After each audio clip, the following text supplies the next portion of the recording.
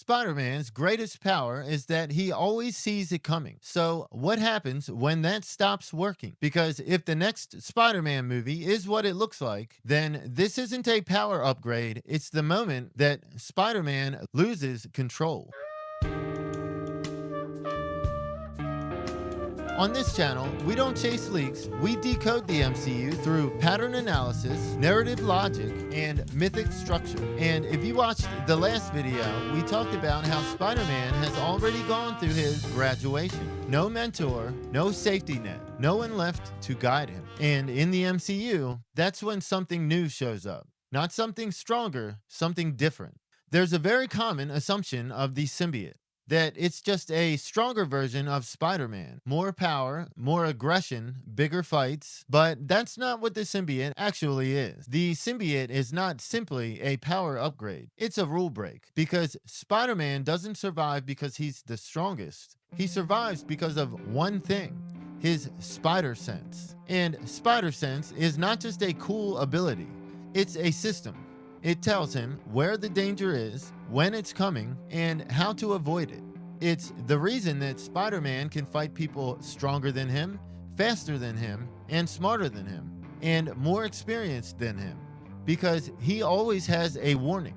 Until he doesn't, there's one thing in Marvel that doesn't trigger the spider sense, and that's Venom. And not just Venom, but Venom's offspring.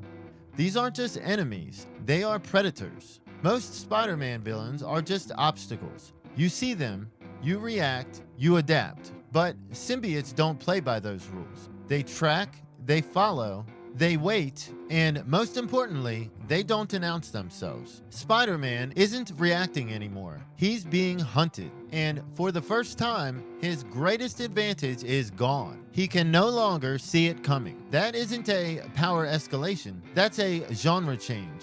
Because this is something that the MCU has been doing for a long time. They don't just escalate the power, they change the genre. Winter Soldier, political thriller. Multiverse, existential horror. Wanda, psychological collapse. Spider-Man is about to become horror. Because once the learning system is gone, everything changes. Every shadow matters. Every silence matters. And every moment of calm becomes tension. Because the danger could be anywhere and possibly already there. And here's where it gets worse, because the symbiote doesn't just take something away, it gives something back. Strength, speed, aggression, confidence, everything that Peter needs to survive, but at a cost. Because the more powerful he becomes, the more unstable he becomes. And that's the pattern that we've seen before. Power without understanding creates instability. And Peter is about to experience that firsthand. And here is where I think we've already seen what happens when you don't follow this system. Because we already got Carnage, but not really. Because Sony already gave us Carnage in a universe that doesn't have Spider-Man. So there is no Predator dynamic, no escalation, no tension, just pure chaos.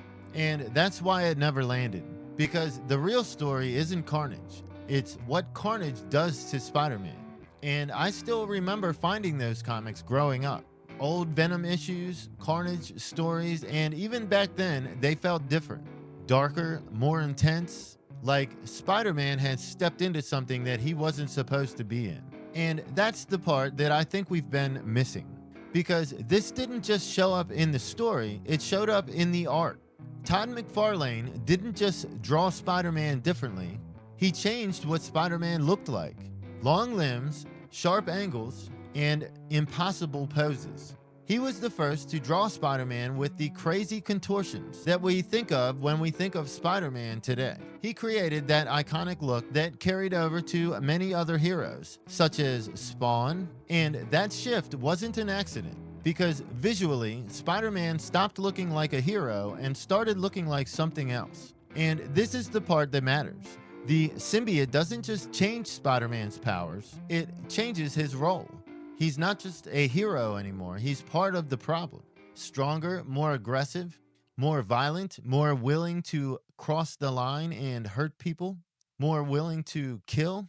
Because the suit carries its own bloodlust. And that's what makes this story work.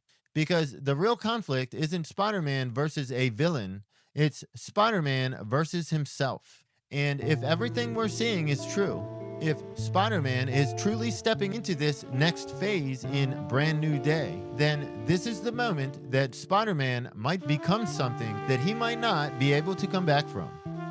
If you enjoyed this video, please like and subscribe. I'm Dave Lance, and this has been the Symbiote Signal, decoding the MCU through patterns and logic. And I will see you in the next one.